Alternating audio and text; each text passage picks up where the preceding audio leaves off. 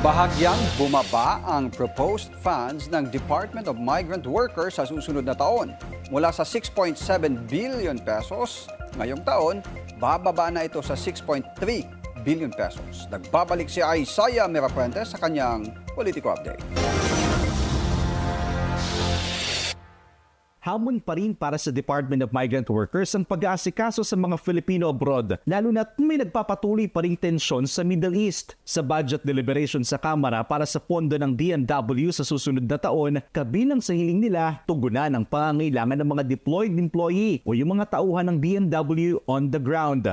Kasi po ay sila po ang talagang nag-aalaga, frontliners, lalong-lalo na po pag may emergency. Nakatanggap din po kami nung emergency warning for drone attacks. Ganyan po ka totoo ang nangyayari at yan po ay regular na na-experience, hindi lang po ng ating mga OFWs, pati po ang ating mga deployed personnel po.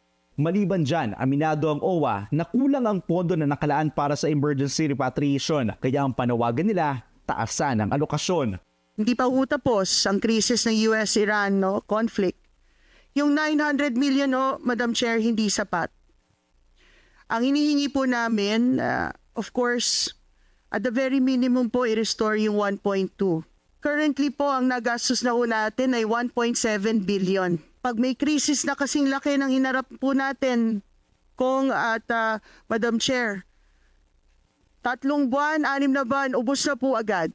Paliwanag nila kapag raw may krisis, walang promo ang airfare. Nakatodo pa ang presyo. Base sa NEP, bahagyang boba ang proposed funds ng Department of Migrant Workers sa susunod na taon. Mula sa 6.7 billion pesos ngayong taon, bababa na ito sa 6.3 billion pesos next year. Para sa Politico Nightly, Isaiah Mirapuentes, Billionaire News Channel.